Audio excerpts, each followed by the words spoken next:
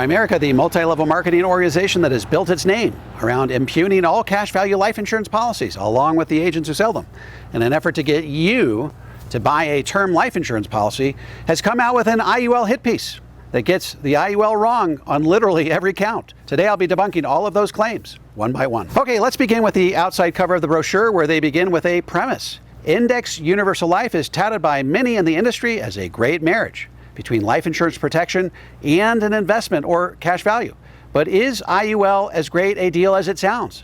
When you look at how IUL actually works, the answer to that question is a resounding no. Okay, so right out of the chute, the IUL is positioned as an investment. The goal here is to get you to compare the attributes and the returns of the IUL to a traditional investment you might hold in your Roth IRA or Roth 401k.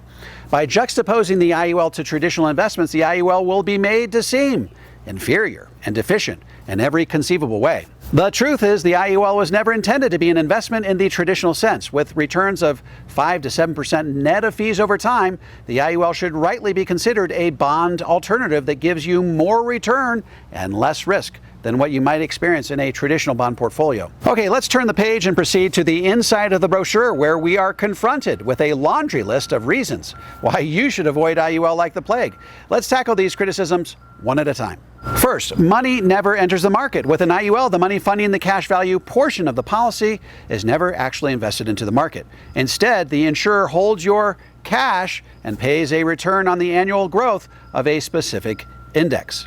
Once again, if you approach the IUL with the expectation that it's simply a bond alternative that will give you returns of 5 to 7% net of fees over time without taking any more market risk than what you're accustomed to taking in your savings account, then it doesn't really matter how these returns are achieved. Reach into your portfolio, take out the bonds, replace it with IUL, and you'll increase your return, lower your risk, lower the standard deviation of your entire portfolio, and experience a better outcome over time. Next, growth potential is capped. While most policies have a floor of 0%, which prevents your cash value from dipping below what you put into it, your growth potential is capped too. For example, if your policy limits growth to 7.75% on the index and that index outperforms that percentage, you'll still only receive the value of 7.75% in your account. The insurer keeps the difference. First of all, the 7.75% cap rate was arbitrarily chosen by Primerica to convey the idea that when compared to traditional investments, the IUL could never possibly hope to measure up. Well, the IUL companies I use have cap rates on the S&P 500 index of between 11.75% and 12.25%. These are precisely the level of cap rates that allow you to achieve that 5 to 7% net of fees over time. So I found this manufactured objection to be wholly disingenuous. Next, no dividends. Dividends are completely eliminated in an IUL policy. Not having the chance to reinvest earned dividends as you could choose to do with an individual investment means you could miss out on a great deal of money from dollar cost averaging over time. Lack of dividends has long been positioned by critics as the IUL's Achilles heel. Sure, the IUL's growth doesn't include the dividend, but that dividend is typically taken off the portion of the growth that's above and beyond the cap. So for example, let's say you have a 12% cap and the S&P does 18% in a given year, including the dividend. Well, if you remove the dividend, you may only be left with 14%, in which case you'd be credited the full 12%. No harm, no foul. Furthermore, we can once again look back to our historical rates of return and say, if we can consistently average returns of between 5 and 7% net of fees over time, do we really care whether or not dividends are included? This criticism only really works if you compare the IUL to a traditional investment, and the IUL simply shouldn't be included in these types of comparisons. Next, fees, and more fees. IUL policies are packed with fees and charges that will eat into any cash value accrued. The truth is, the IUL's fees, when considered over the life of the program, are actually lower than the fees you might experience in your typical 401k. The IUL's fees are higher in the early years, but much lower in the later years. And when considered over the life of the policy, they can average as little as 0.5% per year. But that's hardly the type of detail you could expect from a company whose entire mission is to get you to surrender your IUL and reallocate that surrender value towards an expensive term life insurance policy from which they benefit. Next, rising costs. The internal cost of insurance continues to rise as you age, which can limit the amount of money going toward any potential cash value. While the cost of the annual renewable term insurance does increase each year, the amount you're required to pay for actually goes down as time goes along, if you choose death benefit option 1. But this brochure makes the cost of that term insurance seem like it will grow and compound so much over time that it will eventually bankrupt your policy.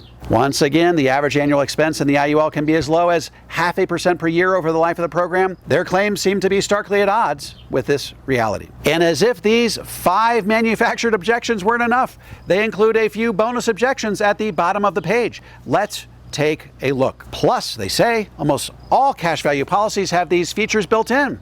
First, you'll accumulate nothing in cash value for the first few years the policy is in force. This claim is, of course, patently untrue as well. To wit, take a look at this illustration from one of the top IUL carriers I routinely recommend. While the cash value is low in the first few years, it's certainly not zero. And if you approach the IUL as the long-term proposition that it's intended to be, then the cash value isn't the thing you should be fixating on. It's the accumulation value. And when you consider the accumulation value in the first few years, then this particular objection disappears into the ether. Second, the cash value earns a lower rate of return, often just 2 to 4%, than the potential return you could achieve if you put your money into a vehicle, such as a Roth IRA in the US or a TFSA in Canada. Once again, we're comparing apples to oranges. A properly structured IUL with the right carrier will net you 5 to 7% over time, far superior than what you might achieve from a traditional bond portfolio while taking much less risk. At the end of the day, the IUL is not in competition with the stock market.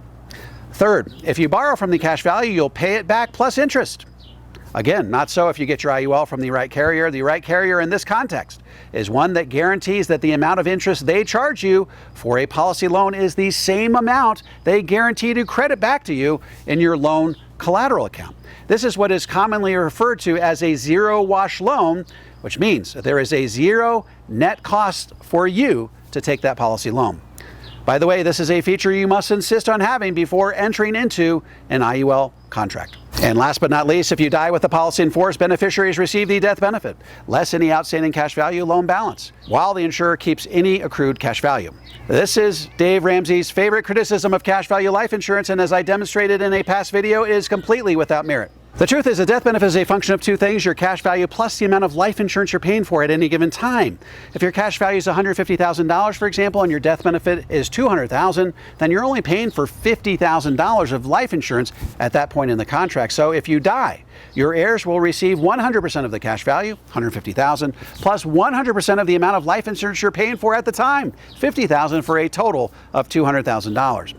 And finally, on the last page of the brochure, you'll find selected quotes from some of the biggest opponents of IUL in the industry, to include the White Coat Investor and a broad selection of quotes from 2 hit pieces on Forbes.com, a website which also routinely publishes articles that are pro-IUL. So probably want to take those comments with a grain of salt.